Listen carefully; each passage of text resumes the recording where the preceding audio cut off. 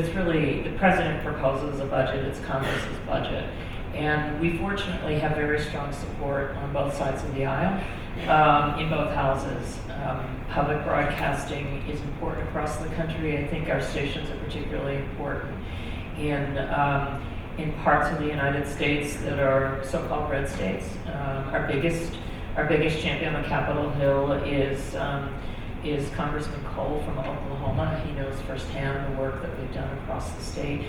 But I think part of it is a misunderstanding. I would say in these last couple cycles, the press has done an excellent job of writing the story.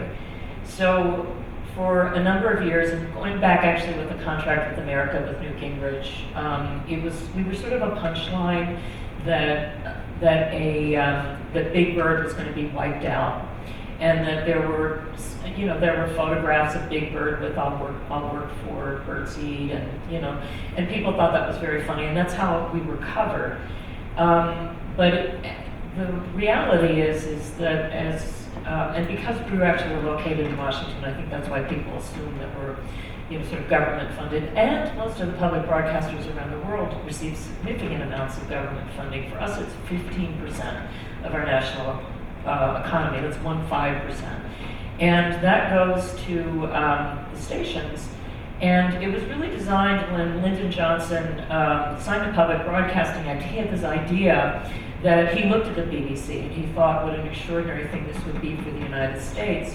But he wanted to make sure that there would be media in every community, particularly those that didn't have the economics to support its own media operations. And that's why for stations, particularly in rural parts of the country, the percentage of their money is larger than that 15%, which is an aggregate number. So in Alaska, I think it's something like 60%. We have a very small station in Cookeville, Tennessee. I think for them it's about 50% of their money. And so every time I go to the Television Critics Association press tour, thank you for always hosting us, I try to tell some version of the story.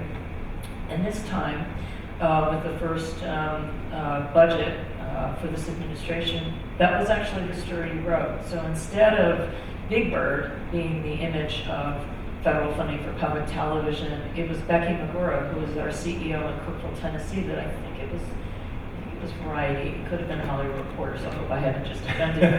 But either you or a Hollywood Reporter wrote a great article, and went to Cookeville, and which services part of Appalachia, and where many people watch television over the air, and for whom the public television station isn't just a nice alternative, it is the only station that parts of her community receives. And that then became part of the discussion, which I think for us was really helpful. Yeah, and I think that's one of the reasons why PBS is one of the few bipartisan things that people agree on in Congress these days. So that helps. That takes you a long way as well. It's funny. Speaking of the Big Bird analogy, of course, the big news over the past couple of years. I was handing you that. Yeah. Handing you that as a perfect segue. HBO coming in and funding Sesame Workshop's work with Sesame Street. It's 2 years in now, I think. 3 years in. And so PBS continues to get second runs of Sesame Street. I'm sure you had mixed emotions on this. How's that experiment going in terms of HBO having first runs of Sesame Street and then PBS picking up second runs? Actually, as I'm thinking about it, it's been 4 years. I had very mixed feelings about it. Sesame Street is celebrating its 50th anniversary this year, and we've always been the home of Sesame Street.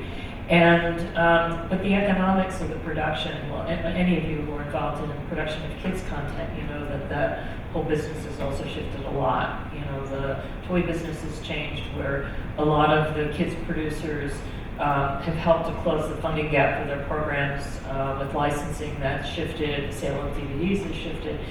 And so Sesame was really struggling, and they came to us with this idea of partnering with HBO.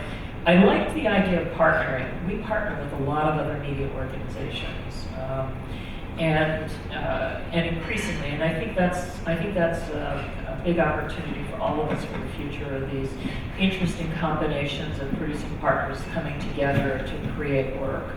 And in fact, we just did a co-production, PBS and the Smithsonian Channel, which will air later this month. First time we've actually done a co-production. We're going to broadcast at the same time. So I think there's a lot to be said about those kind of co-ventures.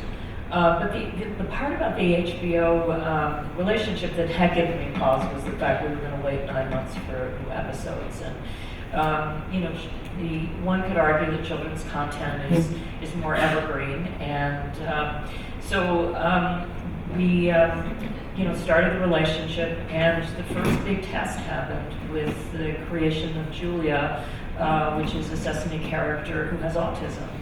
And I thought, this is what I was worried about. You know, they're going to create a new character, and kids that are watching over the air are going to have to wait for 9 months. And HBO, to their great credit, gave us the episodes at the same time. And I think that is, so I think when you have relationships with producing partners, if you can figure out a way where all boats rise, this has worked out. This has worked out okay. It's worked out much better than I thought. Yeah. Nonetheless, it is a really sort of big time in terms of programming. Drama is saturated in the world. There's so many outlets now. Netflix paying big bucks for producers for programs as well. How does PBS sort of fit in there? How do you compete against these really big pocketed companies that are out there kind of stealing away a lot of talent? Yeah. I know you ask the Ken Burns question all the time. What's going to stop Netflix, for example, from just handing Ken Burns a blank check? Yeah, a lifetime contract with Ken Burns. But other than that, but actually Ken is a great example, and then I can talk about drama. So his next big series, which broadcasts in September, is 18 and a half hours on country music. It is truly fantastic, and we can talk about that a little bit because the promotion of that is interesting, and again, partnerships. In this case, we're partnering with the CMAs to make sure that we're really hitting a lot of people, both people that watch us all the time and people that may not watch us as regularly. But I think that country music. He worked on it for 8 years. Most other media organizations are not going to wait 8 years for a series that, when we commit, I didn't know it would be 18 and a half hours. It evolved in the way that it evolves with Ken. And so I think that there are, and what makes it work for Ken is that he loves the local part. So his last big series was on the Vietnam War. He spent a year on the road with that film, showing pieces of it around the country, and many of our stations did local documentaries around the Vietnam War. There was a piece of a replica of the Vietnam War memorial that traveled around the country. Stations did events. We did a lot of symposium where we brought together both veterans as well as people that opposed the war. It opened up lots of conversations. We did a lot of work in communities that had been formed when people from Vietnam had come to the United States. And so it just created a whole different conversation than it would have if it had been part of the streaming service, where it would have been a big event but would have gone away. We also deliver content into the classrooms. And so I think that's the other piece that is just, again, we're in a different business. We're not just in the entertainment business, we're really in the community business, and so that makes it different. So I think the answer with how do we compete is, one is we work with producers that we can achieve their goals for them by them being a part of PBS. The second is that we look for stories that may not seem as commercially viable, which has always been public television's strong suit. I hate to define us by what we're not, but we were created with the idea that the commercial marketplace was never going to be able to fully deliver across different content areas in the way that a non-commercial media organization would. And even with this explosion of content options, that's still the case. And so, Amazon just announced, I think 2 weeks ago, that they're closing, that they've just shuttered their original production for kids content. And so I think as different services find their path, they sort of come in and out, as we watched with cable. And I think we're seeing that the same with the streaming platforms. I think they will follow their own path. and we'll continue to follow theirs. It has made it highly competitive though for drama.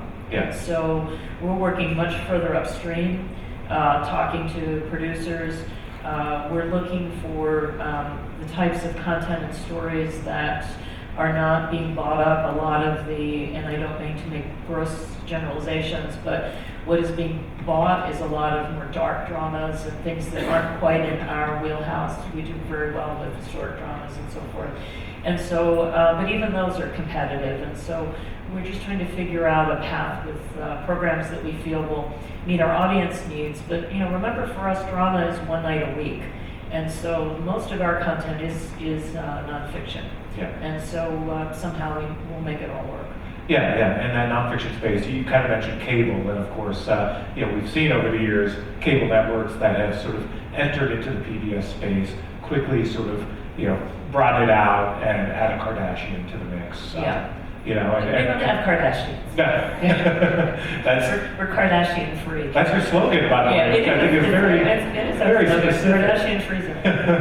But we are the home for documentary film, and I think when you really look at the volume of hours, but also the quality. So, the Peabody Awards that were just given out a couple of weeks ago, we won 7 of the 8 documentary awards, Peabody Awards. We just won the Gold Baton Columbia DuPont Award for Frontline. So, I mean, we are in this for good. And so for those of you who reached out to me trying to book a meeting, I'm really only here for a few hours. I wasn't trying to be rude and turning you down, but we are interested in, thoughts and ideas. So if you have them, buck me an email and I'll connect you to the right people.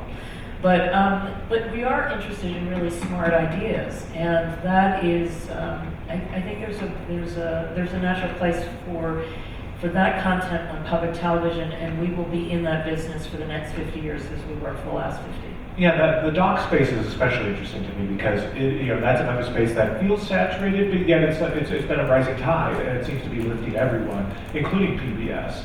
Look, I think this is a golden age for documentary, and I think the more of it, the better. I mean, the more opportunities people have to do great work. I think that, I feel that about quality drama, actually. I think that in many ways, Downton Abbey changed that. And really did get the attention of, which is where obviously the Crown came from. Anything that encourages more good television, I think, is a good thing. And but I think that you just have to watch where the trends will rise and fall, and we will stay there for the long term. Yeah. Well, as you know, I was going to bring up Downton Abbey, so let's. I want to talk about that real quick because that did seem to be a nice, pivotal turning point. I don't know if turning point's the right word, but it was a nice moment. It was a galvanizing moment for PBS, for public broadcasting, for you. Right. You were 5 years into your tenure, and that was a moment that, once again, PBS was at the forefront. Yeah, we invested in it. We didn't buy it after it was done. We invested in it early.